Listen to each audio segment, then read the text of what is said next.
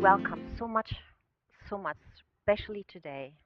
This is not an easy time for us locally and nationally. So that you have made time and gathered the energy to come here, I'm really grateful. And I will get back to that. There's a few things I would like to share with you later on. But for now, I will stick with the program, which is there's three basic things I want to talk about today you can do right away to improve your health. Before I reveal those three things, I would like to tell you about naturopathy. Now, this is the way I look at improving your health is through the angle of naturopathy. Naturopathy actually is a coined word. It was created about 100 years ago. It is a construct, if you will, derived from the Greek language. It comes from the two words natura and pathia, which means we want to heal pain with nature. And I think that's basic enough. That's a good approach for me. The reason why this word was created in this country in the first place, by the way, by a man named Benjamin Lust, who came from Germany, is because the medical establishment already was very much influenced by the pharmaceuticals and the people who were now starting to produce pharmaceuticals. And it was kind of looked down upon using natural remedies. But I think it's very, very important that we do not lose touch with nature. And nature has helped us for centuries, millennia. They have always been those doctors in the little villages, in the wherever people gathered, who asked nature to help to come back to balance again. In the Middle Ages in Europe, there actually were unions for health practitioners. There were the teeth pullers. There were the herbal, mostly women. There were the surgeons, which was, of course, without anesthesia. So there were different unions within the bigger understanding of health practitioners. That's where I come from. I'm a natural health practitioner. I'm a naturopath in this country. The natural health practitioners in Europe are highly revered and respected, and they are almost on the same level as a medical doctor, which would be an MD. In this country, it is not so. We also have NMDs, but even those in this country do not get the support they deserve. There's hardly any insurance that covers naturopathic treatments. So it is really hard to make this accessible for a lot of people. Okay, so that's about naturopathy. Now, before I go into the three actions I want to introduce today, I also want to say that it has nothing to do with prescription or diagnosis. No medication, no surgery required. This is all about what you can do without really feeling disempowered. It's just the opposite. This is about self-empowerment. There's so much that is available to us without having to go to the doctor or to the hospital, and that is key for me. So before I give my 3 cents, I was wondering if you were in my position right here, what would you tell us or your best friend or your loved ones? What is the number one thing you think we all should do to improve our health naturally? Anything that comes to mind you want to share? Nutrition. Yes. Okay. And I heard something else. Yes.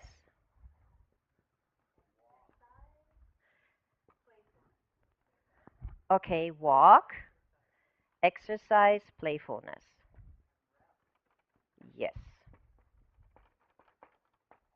Rest. Great. Yes.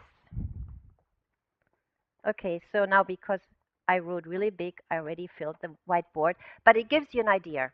So nutrition, breath, walking and exercise, playfulness, rest and meditation. Sounds good, doesn't it? Okay.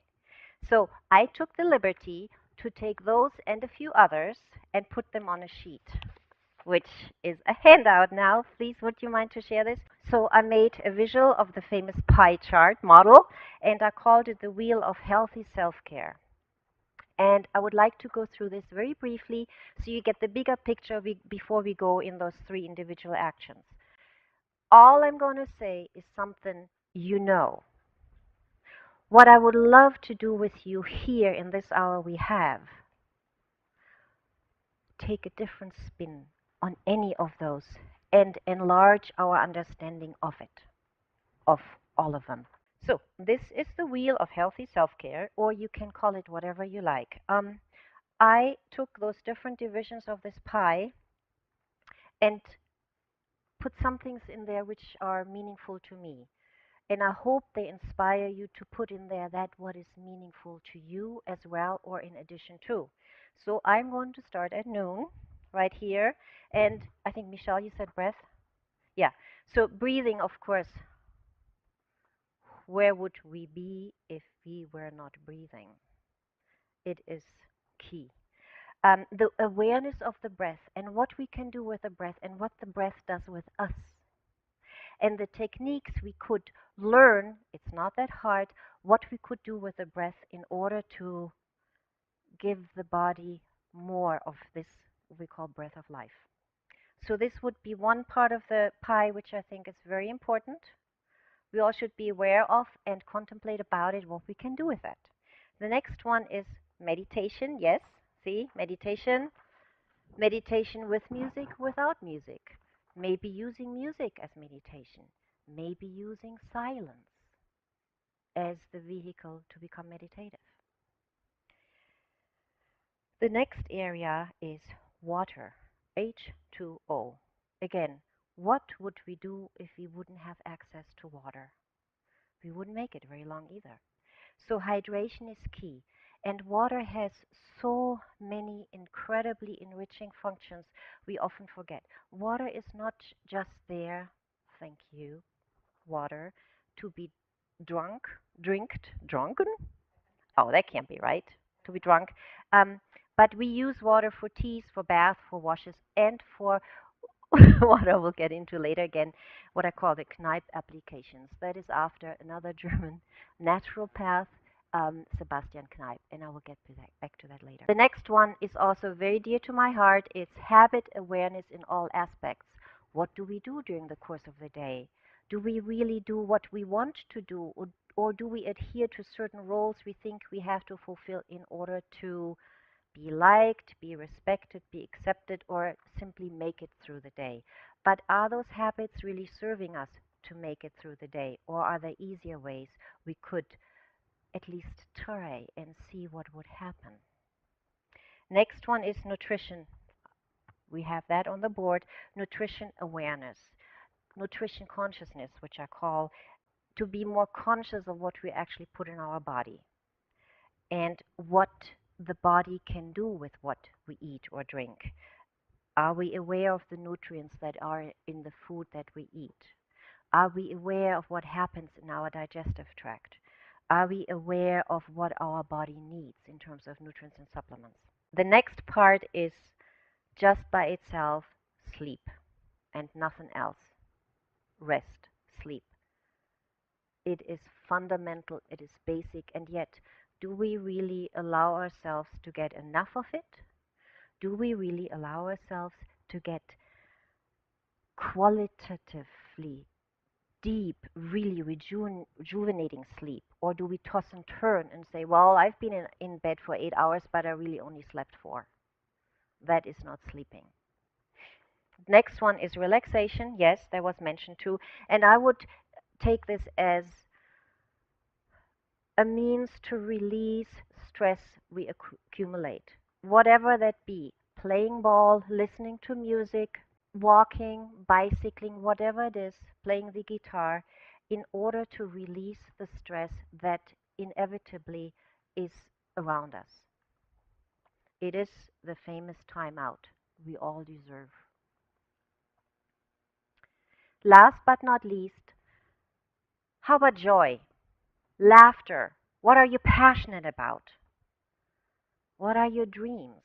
What are these things you wanted to see happen when you were a child, when you were a youngster? What happened to them? Were they all foolish, or are they still somehow meaningful for you? Is there still something you would like to look into? Is there something that still has pull for you and it would make the world a better place, a more colorful place, maybe even a more loving place?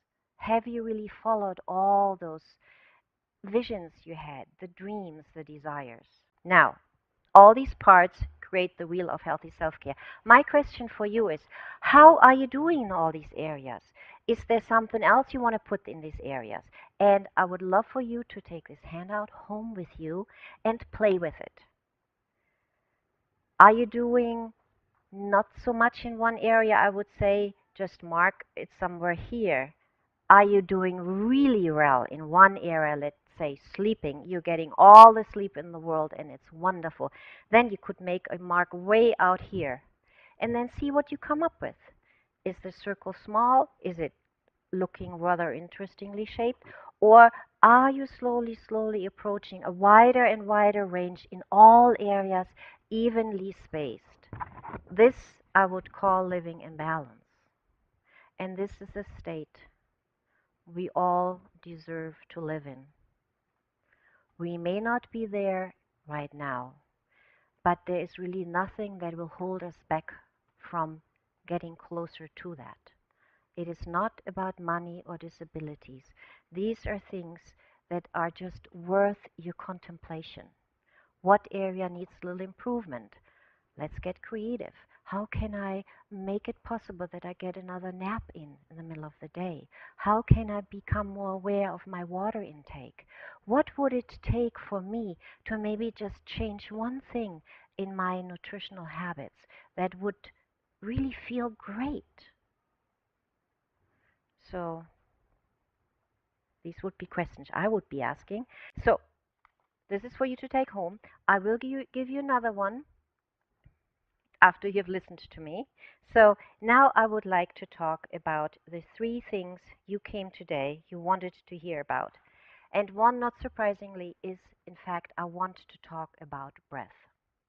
Breath is irreplaceable and it is of a value that it cannot be bought or sold. You don't really have to work for it. It comes to you without you doing anything. In fact, if you try to not let the breath come into your body, this is a very arduous task. Breath wants to come and fill your body. It is free, it is coming. We don't have to do anything. We can just be of the state of receptivity. Yes, thank you, the next breath is coming. I will be living for another breath and another breath. This is not a commodity. This is one of the most precious gifts that is available to us around the clock as human beings on this planet. So, breath. What are we doing with the breath? The breath is what gives us life. But do we really give it the attention it deserves? Have you ever caught yourself holding your breath, not allowing a fresh breath come in?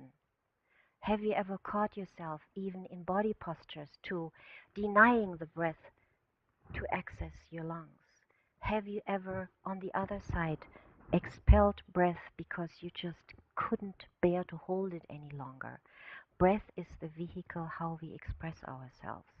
It is very, very precious. And I would like you to go on a little journey with me right now, a journey into breath awareness. What is the breath doing right now in your body? You're all sitting already, but now officially I invite you to make yourself comfortable. Don't just sit there. If the shoes are too tight, take them off. If the pants are too tight, loosen them. Loosen your belts. If you want to take off your heads, take off your heads. Take off your glasses. Take off your watches. Whatever you want to do. Nobody is going to see it because in a moment I will ask you to close your eyes. So whatever it takes for you to be really comfortable, do that. Wiggle yourself in a position you could comfortably stay for a few minutes. And take a deep breath and exhale. And I invite you to close your eyes and just follow the sound of my voice, which most likely will be traveling around the room because I will be moving around the room. All your attention is on the most relaxed state you can allow your body to be in this moment, and on my voice. There's nothing else you have to do. Nothing else you have to do for a few moments. This is for you to become aware of breathing. In a few moments, you will become aware about how the body is getting ready for a fresh, new incoming breath. And I invite you to give it all the attention you can gather.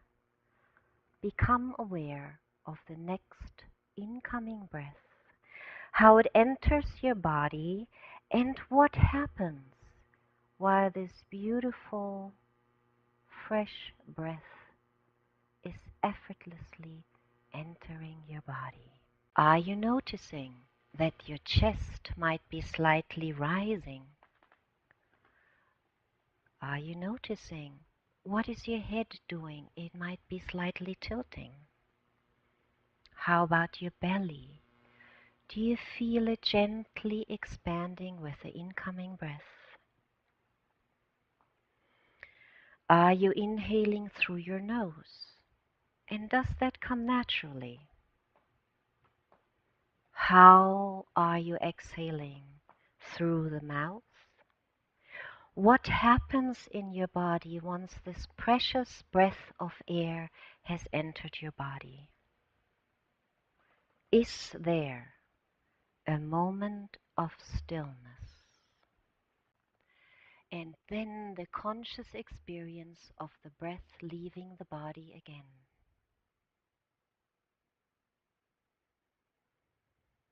How does that feel? What is your mouth doing? Is it relaxed? Is it slightly open?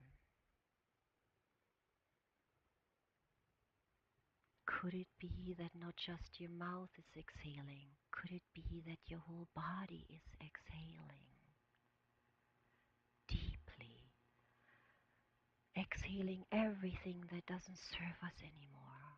Exhaling all the heaviness, the heartache we have taken on in the last couple days and before, since the beginning of time. With every exhale, we have the opportunity to release and let go.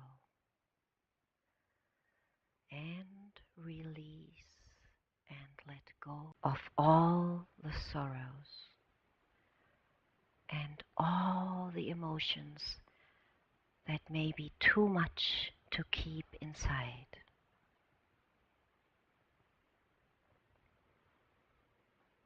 Bring your attention to your lungs.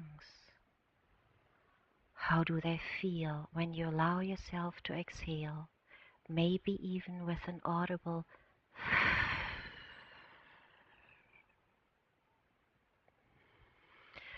Give this breath the attention it deserves. Every exhale, watch it, let it leave gratefully, and welcome another inhale.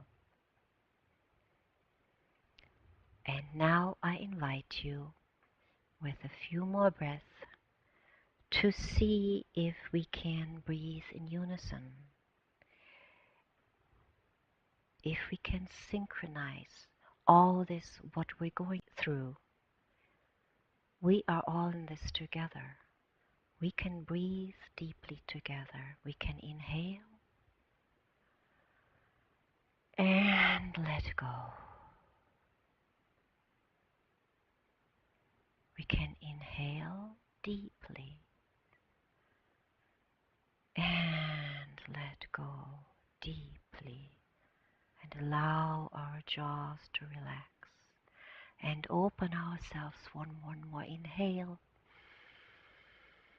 deeply and let go deeply. And since I have you all sitting here, please take your hands and fold them over your tummy. Lay them over your belly like a little Buddha.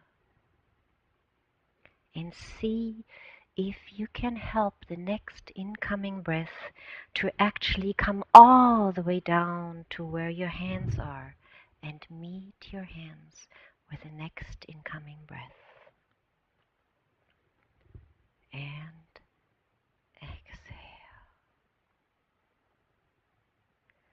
And see if you actually can breathe into your belly and by extension into your hands.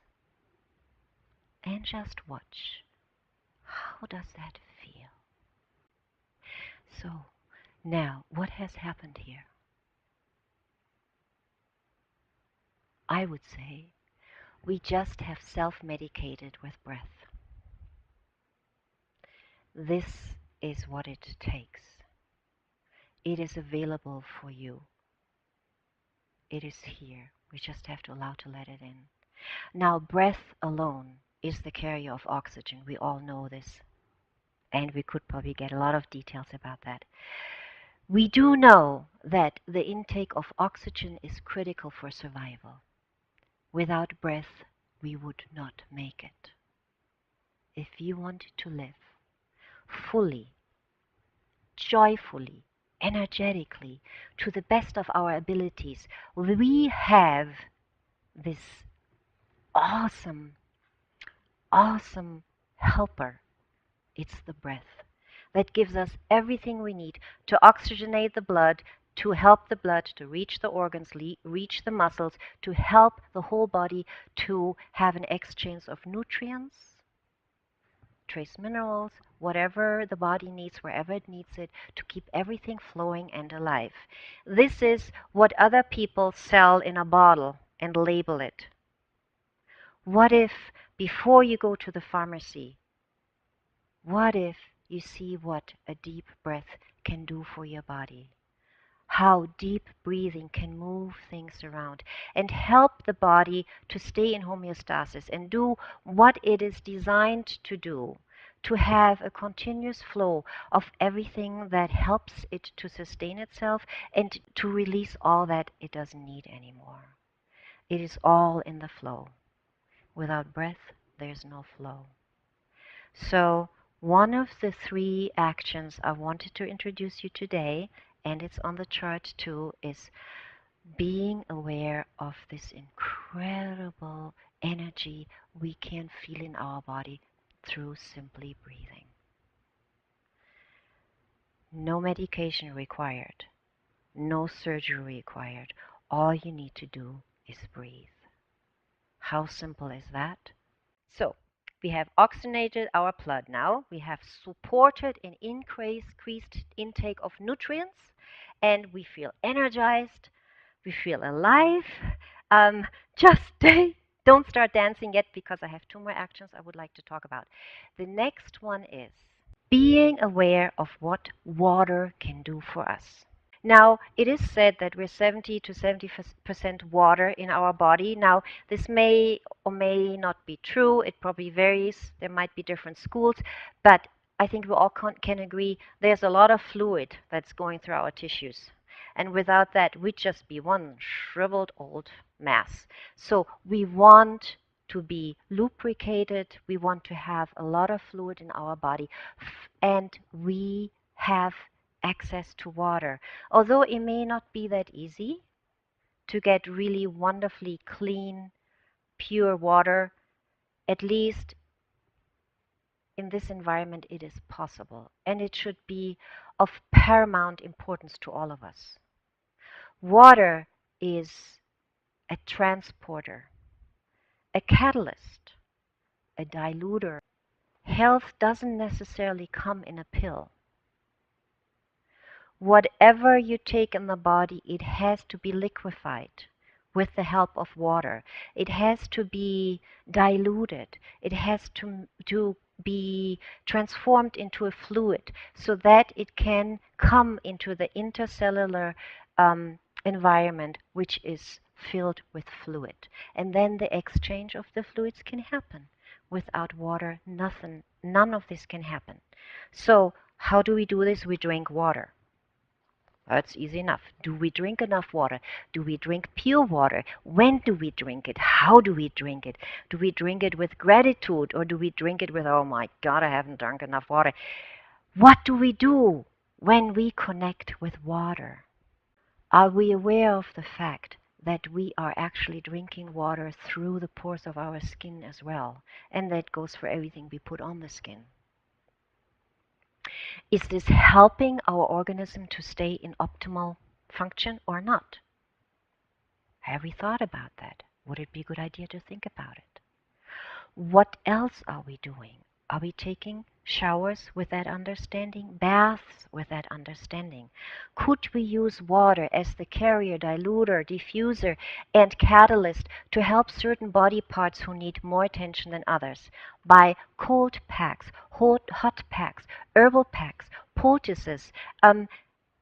These are all old-fashioned remedies from ancient times. It doesn't take much to support the body with a hot and cold application, maybe going to a creek somewhere and just stepping in the cold water and see what it does to your circulation. Have you had water rubs? Are you ever immersing yourself in water? Are you doing water aerobics? There's so much we can do with water because we will connect with it with every pore of our skin. We can apply whatever the body needs through the skin. And we also can have teas, infused waters, diluted fruit juices. There is so much we can do with water. It is, once you really get into it, there's no limit to it. Aromatherapy is greatly enhanced if we dilute things in water. There's so much that can be done. So I would say, although it is not mentioned here, my second primary action I want to introduce to you today is become aware of this incredible capacity of water to help your body heal, internally, externally, and become creative with it. Talking about water, I'm almost done.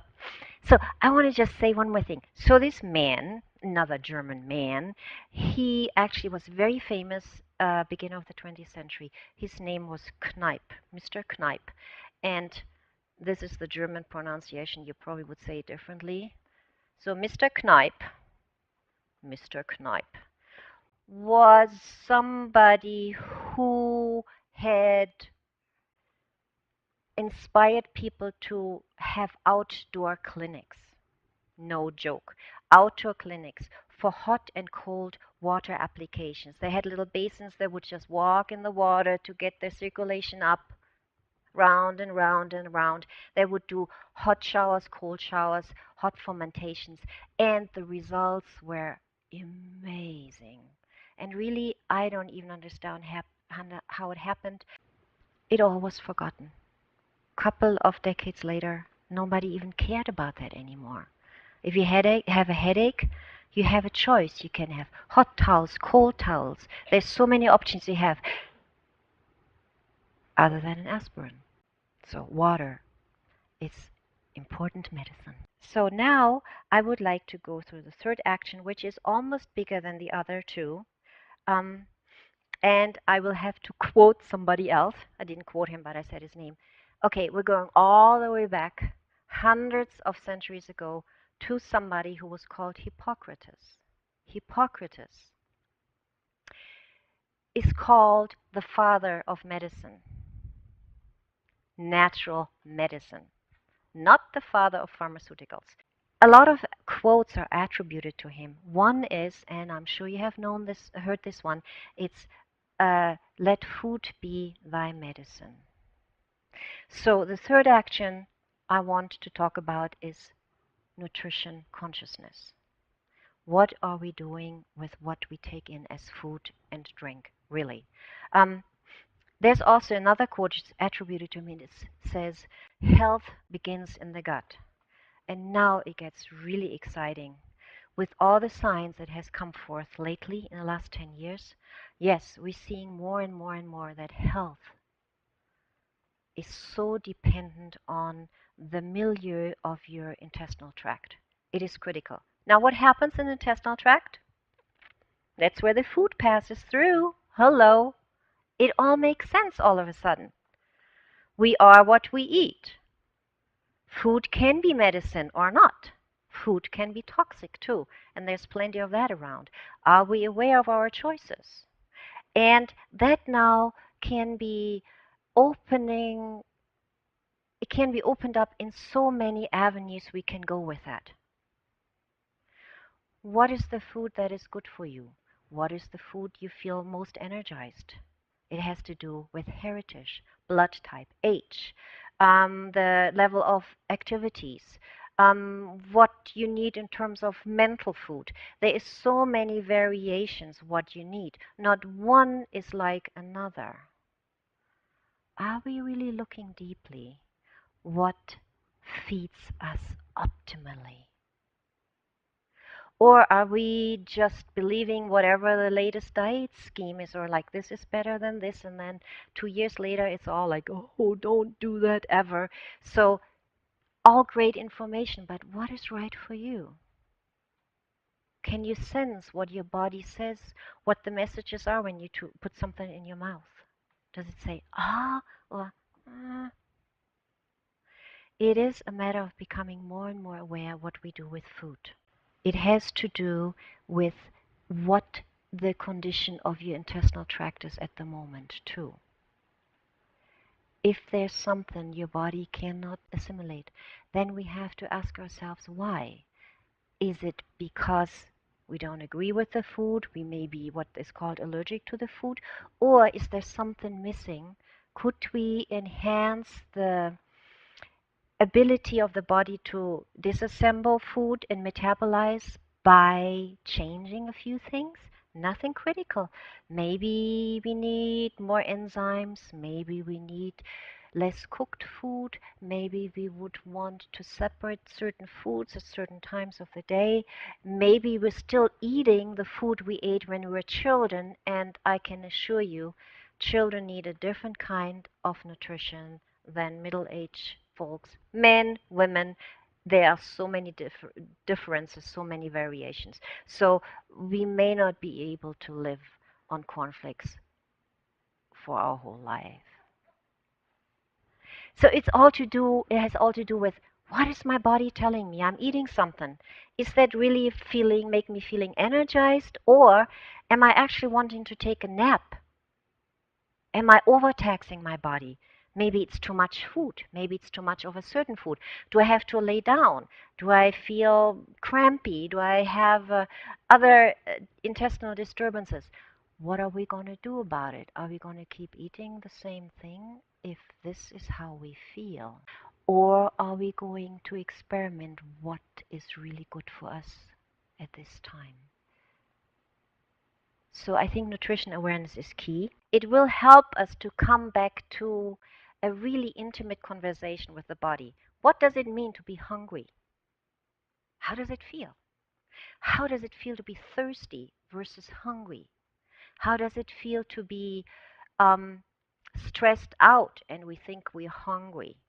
How does it feel? We may really be dehydrated and we think we have to have a cream puff piece at 4 o'clock in the afternoon. Is that the best choice? So it really has to do with thinking about how our body responds to what we put in it. If we don't do that and we don't listen to how the body is communicating with us, we may always take the shortest route of the most convenient, which is most likely the most inconvenient for the body. That means if we go the route of fast food that has been prepared by machines, by who knows where, has traveled for who knows how long, and is deteriorated, is colored, is totally transformed into something that is called edible but may not be, that is something I call food remnants. If this is what we eat, what are we doing to our body? Are we sustaining our body to be the best it can be? Most likely not. And although it is very easy to fall into these easy choices around the corner, I think in the long run, it doesn't serve us. We are putting things in our body that the body doesn't know how to disassemble. The body doesn't know what to do with it, and then it lands in areas where it doesn't belong, and then we get symptoms, we get inflammation, we get um, all kinds of bodily functions are not in place anymore, and then we have to go to the doctor and say, what happened? Something is wrong, I need a pill. So if we establish a deeper, more meaningful dialogue with our body, what our body really, really thrives on, we may never have to go to that place where we have to go to the doctor and say, give me a pill. And this is really one of the reasons I'm doing what I'm doing. Awareness is just as important as an apple a day to keep the doctor away. So if that is the message, that's the message in a nutshell. And that's really all I wanted to say about that today.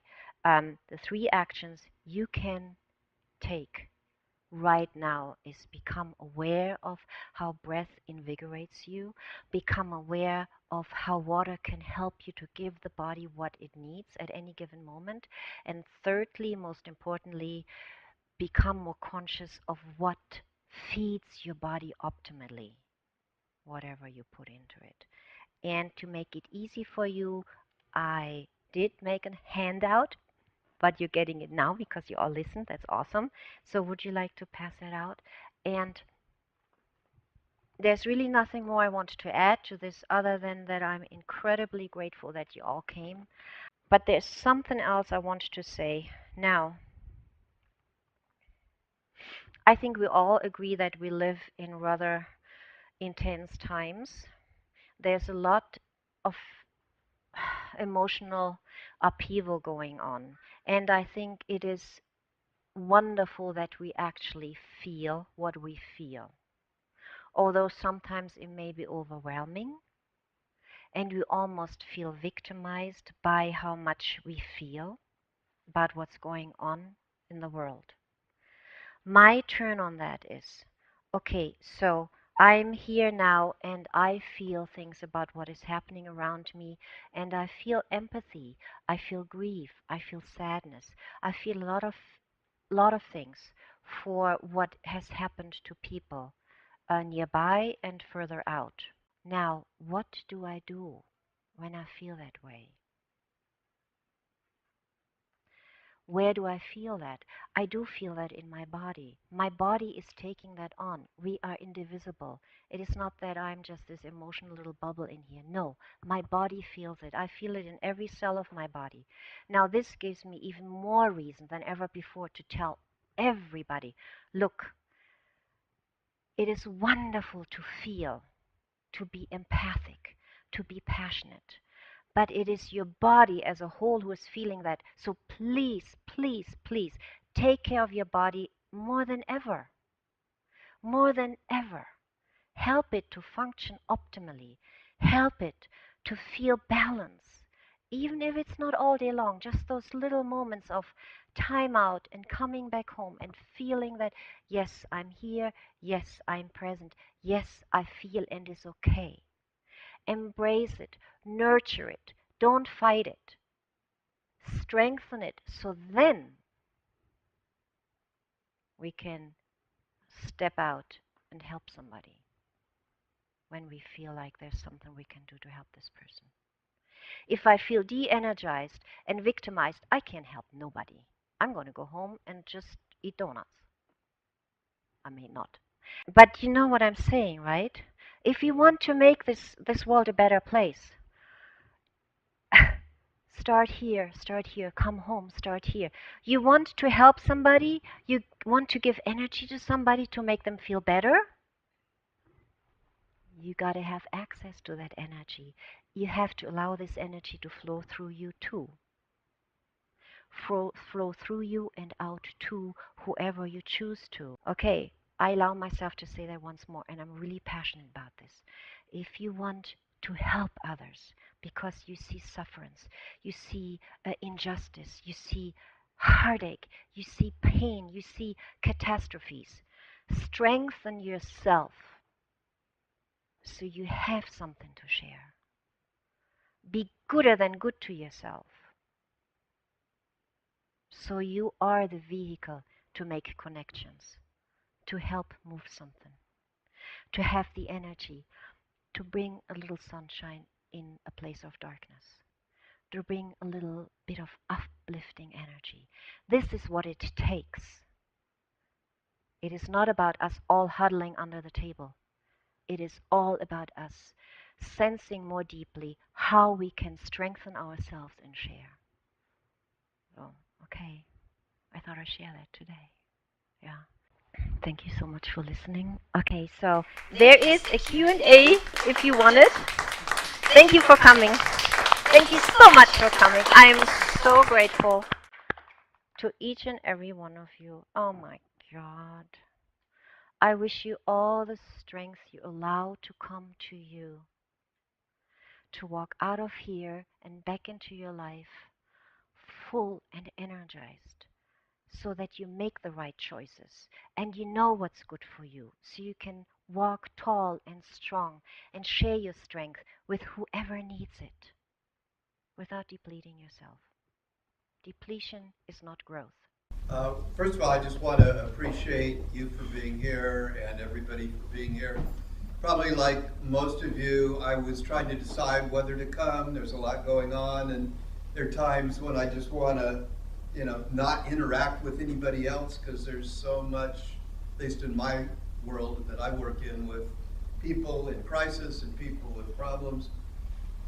But I came for a couple of reasons. I came to support you and whoever else showed up here, because I suspected that the people that came here are both, and I can see by who's here, the people who are doing in the world and are healing. And it gives me hope and joy to know that even when things are difficult, we can be there for each other and for ourselves. So that's I guess part of why I came. And the question I had for you is, you know this, not everybody does, but I've worked with you and you've helped me in a lot of ways. And part of what you do that I appreciate is all the things you put up there and handed out, but also you do physical, hands-on healing that not everybody does. And I just wondered if you could say a little more about that, both in terms of naturopathy, if that's part of that system, because I'm not familiar with that, or where that fits with the work that you do with these other things that you talked about tonight. I hired him to say that. He's pretty good. No, I'm joking. That's really great, Jen. I didn't even know I was going to ask that. So, okay. Yes, I'm a reflexologist. I do acupressure. And I have developed something I call energy balancing, just for simplicity. And yes, it is hands-on, or rather hands-on and off. We all are energetic beings. More often than not, when we feel pain in a part of our body, it is because, for several reasons, there is no allowance to move this energy field. If we can move an energy field and bring it back into flow, most likely the pain will disappear. It can be done. It has been done. All I'm interested is in seeing people live in vital balance. Then pains come and go. They will not stay. We are not doomed to be a special case of rheumatoid arthritis for the rest of our lives. We can sign up for that. But there's ways to lighten that burden too. And yes, that is energy balancing. And it really works when there's allowance to make that happen. If you resign yourself to be a certain case that needs care from here on out till the end of your life, most likely there's not that many changes we can make. But if you're willing to take it to the quantum level, things change. Change can happen. Okay, so, and Suzanne asked me to talk about this. Yes, she did. um, what do I mean when I say take it to the quantum level? Whatever you decided that is going on with you right now or has been and defines you as being in a certain state of configuration, let's question that lovingly. Is this really all you are? Or is it something you have defined and confined yourself to? Can we step aside and look at, let's just say, physical symptoms from another perspective? Is there something else that might be going on? Bring me all the blood tests you get at the hospital, and we will look at them, and I will say, I know this is supposed to mean such and such. What if, though, it also could mean such and such? What if we step back and look at it in the bigger picture and we can move things around? Literally, we can move things around. We can allow ourselves to go from hypertension to normal tension. We can allow ourselves to go from hypoglycemic to having a normal blood sugar level. We are not victims of our bodies. Once we start to talk with our bodies with the utmost sincerity, things can change on the quantum level. There is no judgment. We just look and look again and allow the situation as it is to tell us that part of the story we have not heard yet. We have heard the story of the pre-diabetic and whatever we might have been told. But that may not be the whole story. So we step back, we step aside, and we look again. And all of a sudden, there are messages we have not seen before. And this is where the opportunities for change come in. And then there's no limit to opportunities for change. It goes on and on and on. And we actually become a different version of ourselves. And there are all kinds of versions of ourselves. So why resign myself to one rather sickly, low energy, depleted and restricted version of myself, while as long as there's breath coming through me, there is another option how I can express this energy. So I know it sounds a little esoteric, really, but it's quite practical. It is just different from person to person. Thank you, Jed, for asking. That was really cool. I'll just, it's not a question, it's a statement. As someone who's worked with you, Claudia, I think the work you do is quite magical on some level. It's very, very effective. And I didn't have to twist over that one either. Okay, because you're so good to me, I'm going to put some more music on. And I invite you to just feel this precious body you are in. And if you want to move, move. If you want to have some water, have some water. If you want to chat, I'm here to chat.